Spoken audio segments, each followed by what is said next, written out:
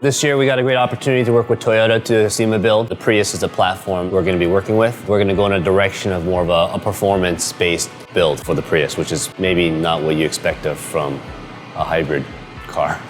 When we looked at how to make the Prius more of a race car performance, we really looked to the actual race car in Japan. They're racing the Prius in some of the circuits over there, so we're going to try to do our best to emulate what the actual race car looks like in Japan. We just got the car, and we're going to take some initial measurements from the car. Right after that, the next step is to gut the car and make the car as light as possible. Today we got the wheels and suspension. So the rims are made by Rays. They do a lot of motorsports work as well as F1. They put a lot of their technology into their road-going wheels, and it comes out of the box very true. The tires are a racing compound by Toyo. It's got a stiffer sidewall and a stickier compound to it, so it's more suited to motorsports activities. The suspension is by Tane. It's got an active damper system to it, so it has a G meter in it, so when you brake, it'll stiffen up the front. When you accelerate, it'll stiffen up the rear, and it's got some speed-sensitive settings as well.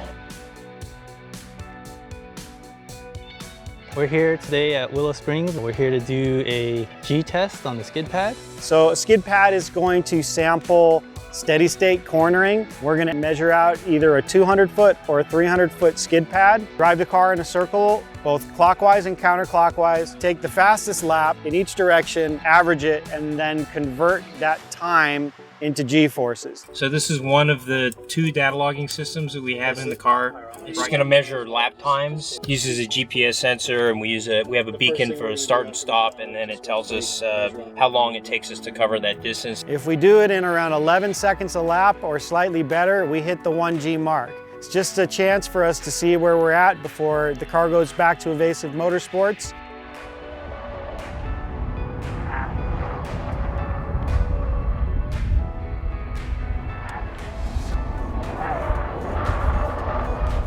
If you look at these 3 laps together, 11.352, 11.398, 11.411. So we're talking about 3 laps, hundredths of a second apart. 11.3 seconds around a 200-foot skid pad in the calculator is 0.99. So we are 1/100th of a G away from the mission.